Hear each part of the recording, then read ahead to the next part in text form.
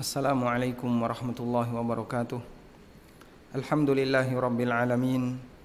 Wassalatu wassalamu ala ashrafil mursalin Nabiyyina wa maulana Muhammadin wa ala alihi wa sahbihi ajma'in. Wa ashhadu an la ilaha illallah wahdahu la syarikalah. Wa ashhadu anna Muhammadan abduhu wa rasuluh sallallahu alaihi wa ala alihi wa sahbihi wa sallama tasliman katsira. Thumma amma ba'd. Alhamdulillah, kita selalu layak untuk bersyukur kepada Allah Subhanahu wa taala atas semua nikmat yang Allah berikan kepada kita.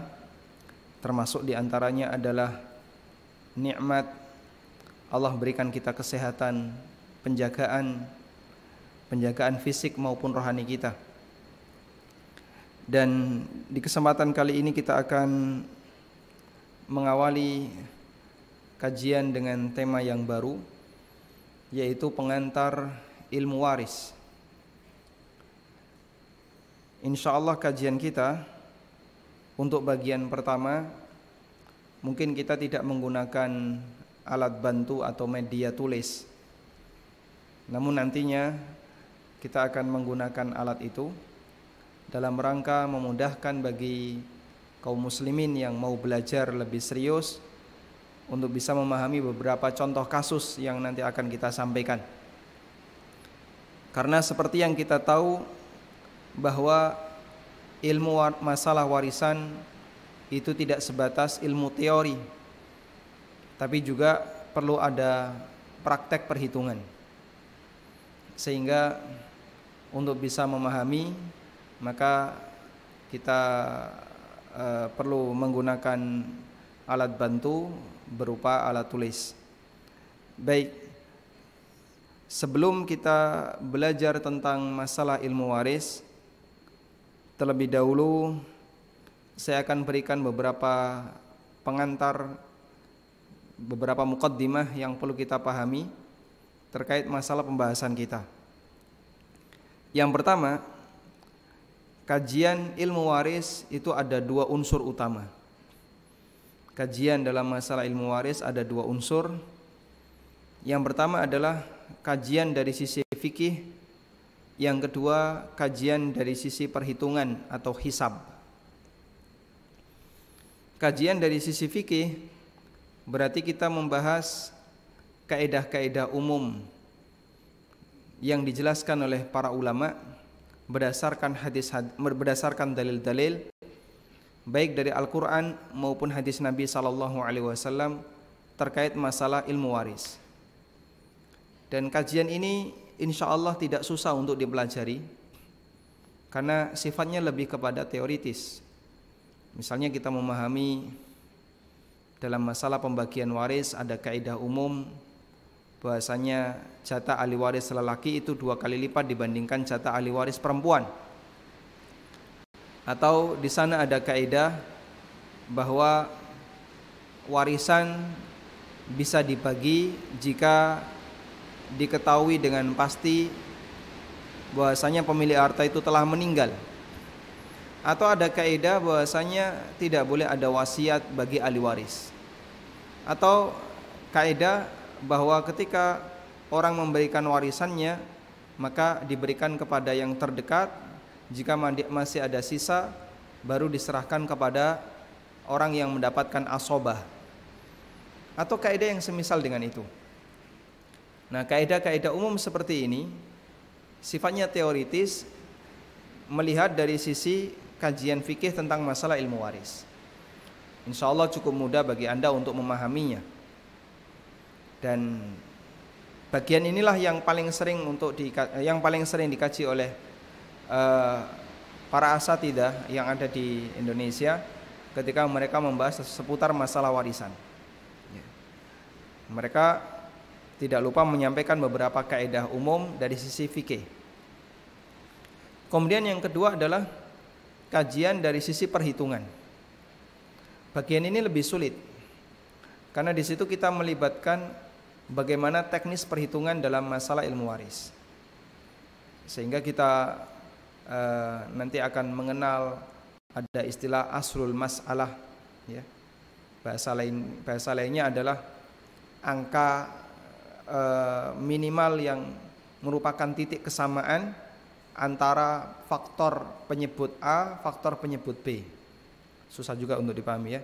Atau bahasa lainnya seperti KPK.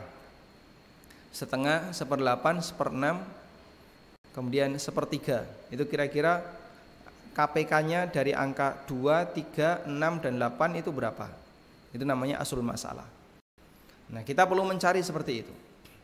Kemudian nanti ketika masing-masing sudah mendapatkan jatah, terus berapa sisanya. Sampai pada penerapannya adalah ketika itu diterapkan dalam kondisi real, kira-kira masing-masing ahli waris itu dapat berapa. Ya. Sehingga untuk kajian jenis yang kedua ini secara umum lebih rumit dibandingkan kajian jenis yang pertama. Karena di sana kita perlu berlatih untuk menulis atau berlatih untuk menghitung agar kita bisa menentukan jatah dari masing-masing ahli waris. Nah, karena bagian inilah yang membuat ilmu warisan itu lebih dihindari oleh sebagian orang. Dihindari dalam arti merasa berat untuk dipelajari, sehingga kita jumpai beberapa asatidzah kadang mereka menyerah dalam masalah ilmu waris dan lebih menyerahkan kepada yang lain. Bahkan sebagian ulama kibar ketika mereka ditanya tentang masalah ilmu waris, mereka mengatakan ana jahilun bil faraid. Saya bodoh tentang masalah faraid. Maksudnya saya tidak punya keahlian untuk ngitung-ngitung masalah warisan. Tapi kalau kajian dari sisi fikih, insya Allah mereka paham. Namun kalau sampai pada detail, nanti jatah fulan berapa, jatah si A berapa, jatah istri berapa, jatah anak berapa, sampai pada angka terakhir, itu terkadang lebih sulit untuk dilakukan. Sehingga dulu pada waktu kita belajar tentang materi ilmu warisan, ketika di bangku kuliah, ujiannya itu disediakan satu kertas untuk oret-oretan. Yang itu tidak berlaku untuk ujian yang lain. Persis sebagaimana waktu kita SMA dulu, ujian matematika. Ada soal, ada lembar jawaban, ada satu kertas bantu untuk kita pakai oret-oretan. Karena kita butuh menghitung dan tidak mungkin itu semuanya kita lakukan di pikiran, tapi kita menggunakan alat bantu berupa kertas oret-oretan. Nah, kurang lebih seperti itu. Karena itulah ilmu ini menjadi lebih rumit dan beberapa orang tidak sanggup untuk mempelajarinya, karena bagian yang kedua ini dibutuhkan kejelian dan lebih serius dalam melakukan perhitungan, sehingga kita bisa memecahkan permasalahan yang ada di masyarakat. Kemudian konsekuensi dari hal ini, maka pengantar yang kedua adalah bahwasanya orang yang belajar ilmu waris itu ada dua tingkatan. Yang pertama adalah masyarakat muslim secara umum. Dan yang kedua, thalibul ilmi yang ingin belajar serius tentang masalah ilmu waris. Masyarakat muslim secara umum, mereka ketika belajar ilmu waris, umumnya hanya belajar di permukaan. Mereka ngerti yang namanya laki-laki itu dapat jatah 2 kali lipat dibandingkan wanita. Mereka tahu ahli waris tidak berhak dapat wasiat. Mereka juga tahu bahwasanya dalam lingkaran ahli waris itu ada yang berhak mendapatkan jatah tertentu, ada yang terhalangi disebabkan karena ada ahli waris yang lebih dekat. Misalnya saudara terhalangi karena ada anak atau karena ada bapak, cucu terhalangi karena ada anak, kakek terhalangi karena ada bapak. Seperti ini kaidah umum yang mudah dan bisa dipelajari oleh masyarakat secara umum, secara luas. Terutama adalah penjelasan yang disebutkan oleh Allah di beberapa ayat dalam Al-Quran, terutama di surat An-Nisa ayat 11-12 yang itu memberikan penjelasan tentang pembagian ahli waris, dan ayat 176 bagian akhir dari surat An-Nisa yang itu juga menjelaskan tentang beberapa jatah ahli waris. Kemudian yang kedua adalah tingkatan thalibul ilmi. Mereka yang belajar ilmu warisan namun tujuannya ingin memahami secara utuh. Nah, ini butuh lebih serius. Bahkan dia butuh untuk praktek menghitung. Sehingga tujuan dari mereka yang berstatus sebagai orang yang ingin belajar serius masalah warisan, thalibul ilmi, dia tidak hanya sebatas mengetahui kaidah baku, kaidah umum, tapi dia harus lebih mendalam, bahkan harus mempelajari banyak contoh kasus. Kemudian dia menghitung sampai ketemu nilai terakhir. Nah, bagian yang kedua ini lebih jarang orangnya. Karena itulah kajian kita buka secara umum seperti ini. Anda bisa nonton melalui YouTube, melalui fanpage, dan juga dirilai oleh media-media yang lain. Arah kita adalah lebih kepada arah yang pertama, yaitu kajian yang bisa dipahami oleh masyarakat secara umum. Kemudian yang ketiga, muqaddimah yang ketiga, turunan dari dua tingkatan orang yang belajar ilmu waris tadi, maka kita bisa melihat bahwasanya tujuan belajar ilmu waris itu sesuai dengan tingkatannya. Bagi masyarakat umum, masyarakat muslim secara umum, tujuan besar mereka belajar ilmu waris bukan dalam rangka untuk menyelesaikan masalah. Maksud saya begini, mereka kita perkenalkan tentang ilmu waris sebenarnya lebih kepada memberikan pendidikan bahwa hukum Allah terkait masalah warisan itu seperti ini. Sehingga nanti kalau Anda menjumpai kasus di keluarga Anda, lalu Anda nggak bisa ngitung sendiri, kemudian diserahkan kepada tokoh masyarakat atau kepada ustadz atau kepada ulama setempat, lalu mereka membuat perhitungan sesuai dengan pemahaman yang mereka miliki terkait masalah hukum waris, Anda bisa menerima dengan baik. Oh, seperti inikah hukum Allah. Kenapa? Karena Anda sudah punya muqaddimah sebelumnya, yaitu Anda sudah mengenal kaidah-kaidah umum seputar masalah waris, sehingga tidak protes, tidak berontak. Loh, kenapa laki dan perempuan kok dibedakan? Kenapa yang ini lebih berbakti kok dikasih sama dengan anak yang kurang berbakti? Kenapa yang ini lebih banyak melakukan ketaatan kepada orang tuanya atau yang merawat orang tuanya? Saudara-saudara yang lain semuanya pada sibuk kerja, sementara anak yang terakhir ini yang merawat orang tuanya, tapi dia dikasih jatah yang lebih sedikit karena dia anak perempuan sendirian dibandingkan kakak-kakaknya yang laki-laki. Kenapa seperti itu? Kenapa? Ada banyak sekali pertanyaan-pertanyaan yang itu berawal dari kecurigaan seseorang terkait masalah keadilan hukum Allah Subhanahu wa taala.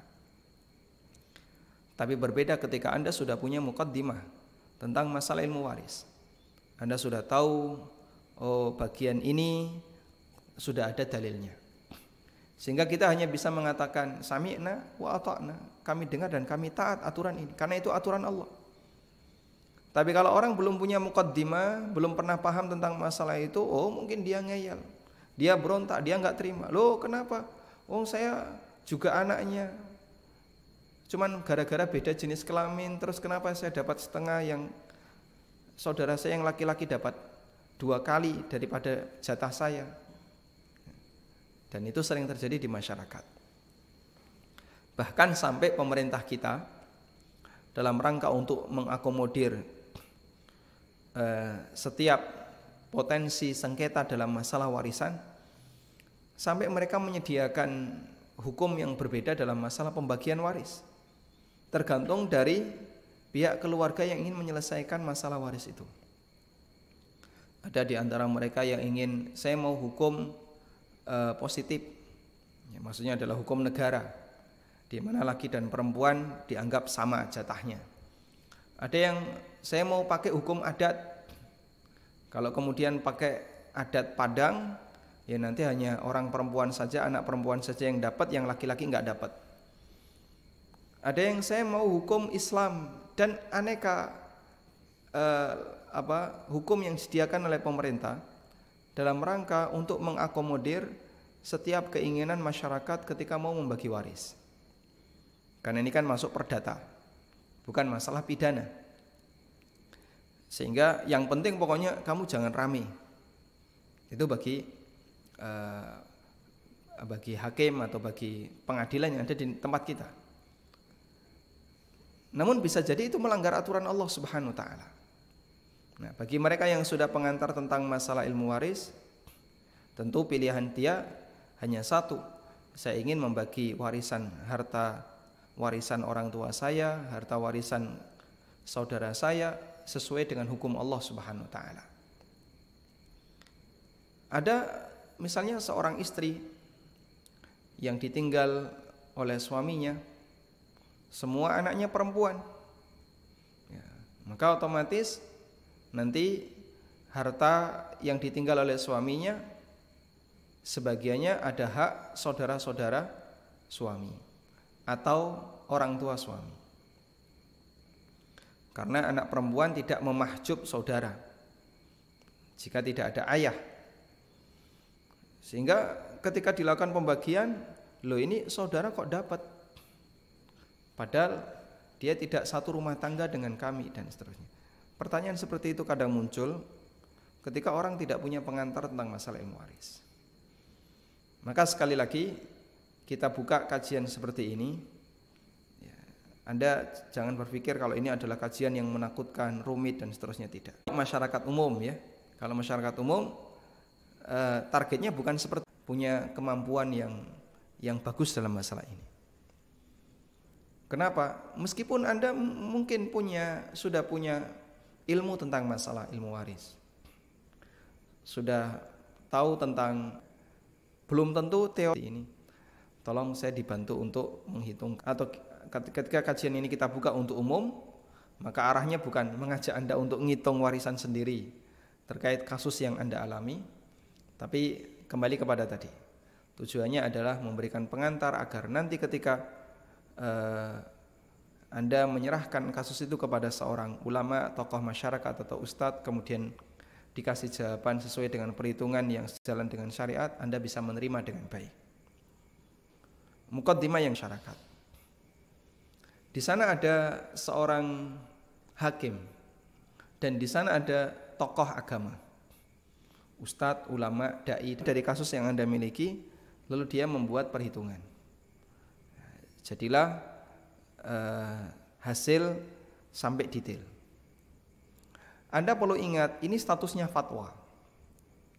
Apa yang disampaikan oleh sang ustadz ini, statusnya adalah fatwa. Dan fatwa itu tidak mengikat. Artinya apa? Anda mau menerima silahkan, nggak menerima juga boleh saja. Karena fatwa tidak mengikat. Kita tidak membahas dari sisi benar dan salahnya. Namun fatwa itu tidak mengikat. Kita membahas dari sisi nilai kekuatannya.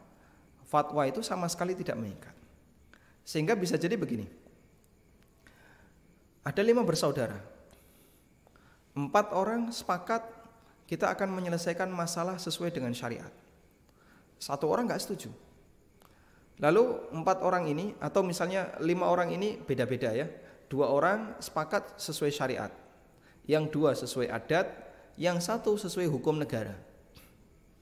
2 orang ini mengusulkan, coba kita selesaikan masalah warisan kita dengan meminta bimbingan kepada Ustadz Fulan. Ketika Anda datangkan Ustadz Fulan, dia menjelaskan bla bla bla bla bla sampai ketemu. Berarti Bapak dapat sekian, Anda dapat sekian, Anda dapat sekian, selesai. Mungkin 2 berikutnya enggak mau terima, saya ini enggak adil menurut dia. Yang satunya juga komentar, yang dia mau hukum negara. Saya enggak terima yang seperti ini. Dan Ustadz enggak bisa ngapa-ngapain. Dia hanya bisa menjelaskan. Karena apa yang dia sampaikan hanyalah keterangan menurut yang dia pahami dari ilmu yang dia punya. Dan itulah fatwa. Berbeda dengan hukum. Kalau keputusan hakim, maka itu mengikat. Sehingga ketika ada perbedaan antara satu saudara dengan saudara yang lain, lalu diajukan ke hakim, setelah dipertimbangkan oleh hakim, diketok palu, kamu dapat sekian, dapat sekian, dapat sekian. Sudah, keputusan itu boleh Anda bawa sebagai bukti hak yang harus diikuti oleh semua pihak.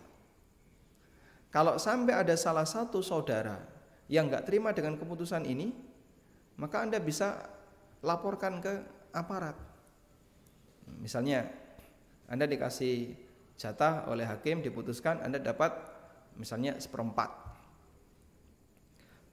saudara Anda dapat 1/8 misalnya. Lalu dia nggak terima, akhirnya merebut jatah Anda. Anda bisa laporkan ke hakim, atau Anda bisa laporkan ke aparat. Saudara saya mengambil hak saya. Nah, itu bisa diselesaikan di situ. Dan nanti akan ada daya paksa. Kenapa? Karena di sini qadha, sifatnya qadha, yaitu keputusan hakim. Karena itulah perlu kita bedakan antara fatwa dengan qadha. Fatwa itu intinya hanyalah penjelasan, tidak memiliki daya paksa sama sekali, tidak mengikat sama sekali, sehingga kalaupun ada orang yang dia tidak mau menggunakannya, ya itu hak dia, sah-sah saja, ya, sah dari sisi undang-undang di negara. Masalah dia menolak kebenaran atau tidak, itu urusan belakangan, itu urusan dia dengan Allah Subhanahu wa Ta'ala. Berbeda dengan keputusan hakim. Keputusan hakim nggak ada pilihan lain selain harus sami'na wa ata'na ketika di dunia. Masalah apakah itu sesuai dengan syariat hukum Allah atau tidak, itu urusan dia dengan Allah Subhanahu wa Ta'ala. Karena itu terkadang secara pribadi, ketika saya diminta untuk menyelesaikan satu kasus dalam sebuah keluarga, saya sampaikan saya menolak dari awal. Setelah mendengarkan pemaparan dari pihak keluarga yang lapor, yang ingin minta bimbingan, dia sampaikan, ya, saudaranya yang ini karakternya kayak gini, saudaranya. Lah gimana saya bisa diterima ketika saya ngasih penjelasan, sementara saudara Anda belum tentu menerima hukum syariat, dan dia nggak kenal dengan saya. Ya ini sama dengan saya masuk ke daerah yang itu bukan ranah saya. Kalau diminta untuk ngasih penjelasan seputar masalah kaidah umum pembagian waris, mungkin kita bisa bantu. Tapi kalau sampai penyelesaian masalah di tengah keluarga, itu bukan wewenang kita. Nah, karena di sini sifatnya hanya fatwa, sedangkan yang di situ hukum atau qadha. Maka dua hal ini penting untuk kita bedakan. Ya. Karena itu ketika Anda menyampaikan satu kasus kepada seorang ustadz, ya pahami bahasanya penjelasan yang disampaikan ustadz ini sifatnya hanya fatwa dan penjelasan yang itu sama sekali tidak mengikat. Kalau Anda bawa ke keluarga, kok ditolak, jangan salahkan ustadz, karena ustadz hanya memberikan penjelasan. Baik. Kemudian kita akan membahas sedikit tentang keutamaan belajar ilmu faraid. Kenapa kita perlu belajar ilmu faraid dan apa keutamaannya? Para ulama menyebutkan di antara keutamaan belajar ilmu faraid. Yang pertama adalah ilmu ini dijelaskan oleh Allah sendiri dalam Al-Quran. Tepatnya di surat An-Nisa di beberapa ayat yang tadi kita singgung ya, 11, 12, 13, 14. Kemudian juga ada di surat An-Nisa ayat 7 dan 8, tapi Allah membahas secara umum. Kemudian ada di akhir surat An-Nisa. Sehingga Allah sendiri yang ngasih penjelasan dengan detail. Siapa saja yang dapat warisan, jatahnya masing-masing berapa. Kemudian Allah jelaskan motivasinya dan seterusnya. Berarti orang yang belajar ilmu waris dalam masalah ini, dalam hal ini, berarti dia sedang belajar ketetapan dan keputusan Allah Subhanahu wa Ta'ala. Karena sebagai hamba yang baik, ketika Allah membuat ketetapan dan keputusan, berarti respon hamba yang baik adalah berusaha untuk memahami dan mempelajari ketetapan itu. Karena itulah Allah Subhanahu wa Ta'ala menyebutkan di akhir surat An-Nisa ayat 13 dan 14. Allah mengatakan tilka hududullah, itulah keputusan-keputusan Allah, yang itu merupakan pembagian-pembagian warisan. Wa may yuti'illaha wa rasulah, lalu siapa yang mentaati Allah dan Rasulnya, yudkhilhu jannat, maka akan Allah masukkan ke dalam surga. Sebaliknya, wa may ya'sillaha wa rasulah wa yata'adda hududahu, siapa yang durhaka kepada Allah dan Rasulnya dan bertindak melampaui batas, maka Allah Ta'ala akan yudkhilhu naran, Allah akan masukkan ke dalam neraka. Berarti mempelajari ketetapan ini sama dengan mempelajari apa yang bisa mengantarkan ke surga dan menjauhkan dari neraka. Mempelajari ketetapan Allah tentang masalah warisan berarti sama halnya dengan apa? Mempelajari apa saja yang bisa mengantarkan seseorang ke surga dengan berusaha untuk mengenal dan mentaatinya dan menjauhkan kita dari neraka. Karena setelah Allah jelaskan ketetapan itu, Allah sebutkan reward and punishment. Allah sebutkan janji dan ancaman. Ibaratnya ketika ada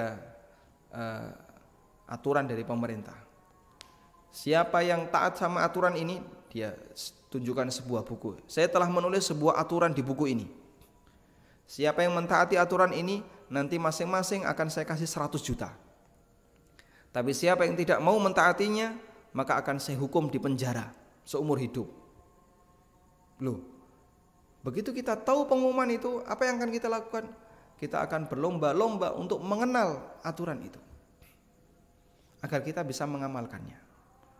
Berarti kurang lebih seperti itulah keutamaan belajar ilmu faraid, di mana orang yang mempelajari ilmu faraid berarti dia mengenal apa saja yang menjadi ketetapan Allah, yang itu bisa mengantarkan ke surga jika ditaati, dan sebaliknya bisa mengantarkan ke neraka jika diingkari. Kemudian ada sebuah hadis dari Abu Hurairah radhiyallahu anhu secara marfu artinya sabda Nabi sallallahu alaihi wasallam, di mana Rasulullah sallallahu alaihi wasallam pernah bersabda, "Wahai Abu Hurairah, ya Abu Hurairah, ta'allamul faraida wa 'allimuha." Pelajarilah faraid dan ajarkan kepada orang lain. Fa innahu nisful ilmi wa huwa yunsa wa huwa awwalu syai'in yunza'u min ummati.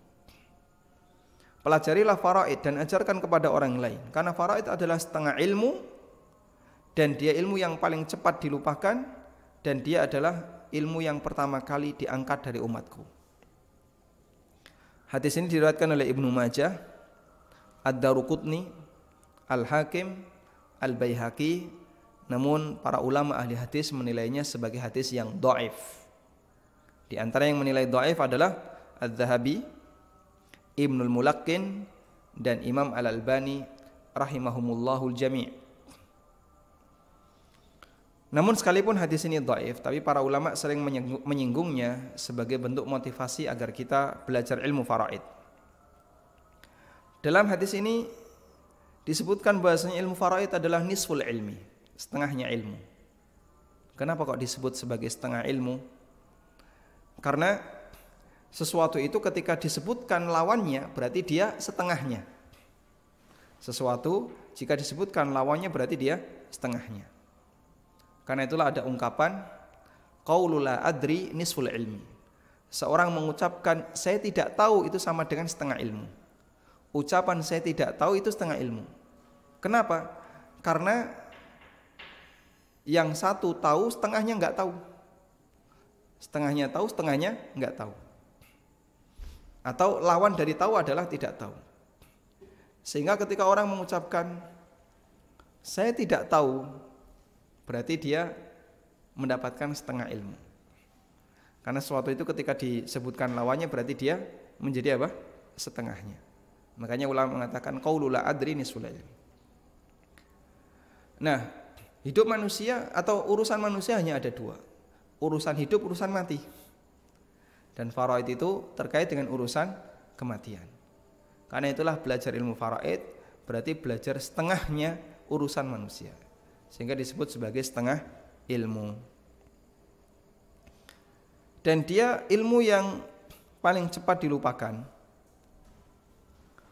Dan dijelaskan oleh beberapa ulama kenapa dia paling cepat dilupakan, sebagaimana yang disampaikan oleh Ashin Shawari. Beliau mengatakan yusra ilaihi nisyan. Ilmu ini cepat dilupakan karena dalam ilmu faraid itu orang yang mempelajarinya sedikit. Di samping itu permasalahan faraid itu terlalu banyak cabang, dan di situ ada perhitungan-perhitungan sehingga lebih sulit untuk dipelajari. Karena itulah orang yang mempelajari ilmu ini sedikit sehingga lebih cepat untuk dilupakan. Karena itu jika Anda punya keseriusan untuk belajar ilmu faraid, ya, meskipun hadis ini adalah hadis yang dhaif, setidaknya kita punya motivasi bahwasanya ilmu ini ilmu yang rumit, dan ketika kita mengenalnya, semoga termasuk bagian dari usaha untuk mengenal batasan-batasan yang diberikan oleh Allah agar bisa mengantarkan kita ke surga. Wallahu ta'ala alam. Itu muqaddimah yang bisa kita berikan, dan insya Allah akan kita lanjutkan di kesempatan berikutnya, masih di pengantar ilmu waris.